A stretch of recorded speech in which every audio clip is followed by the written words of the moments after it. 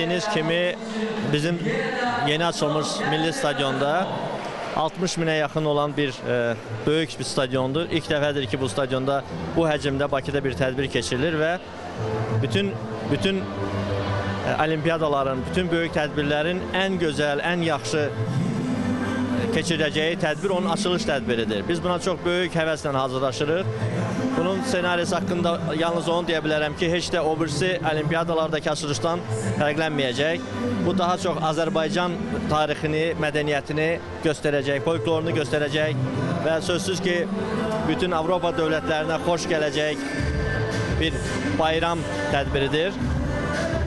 Biz tamaşaçıların rahat gəliş gedişi üçün bütün mühafizə məsələlərini həll etmişik. Hal-hazırda orada məşqlər gedir.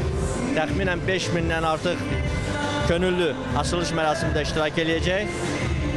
Biz hesab edirəm ki, bizim hazırladığımız bu açılış və bağlanış mərasimi öz orijinallığı ilə bütün digər tədbirlərdən seçiləcək. Bilirsiniz ki, Məşəl Atəşgah demək kompleksində yandırılacaq. Aprelin 26-sından başlayır bu tədbir. Bütün regionları Məşəl gəzəcək. Məşhur idmançılar, bizim öz idmançılarımız, olimpiya çempionları və digər ulduzların iştirakı ilə olacaq. Möhtəşəm beynəlxalq tədbirlərdə beynəlxalq ulduzların dəvət olunması da normal hal sayılır. Amma kimin gələcəyi bu sir olaraq saxlanılır. Hal-hazırda danışıqlar gedir, çünki bizim açılış və bağlanış mərasimin günləri bəzi məşhurların cədvəli ilə də uyğun gəlməlidir.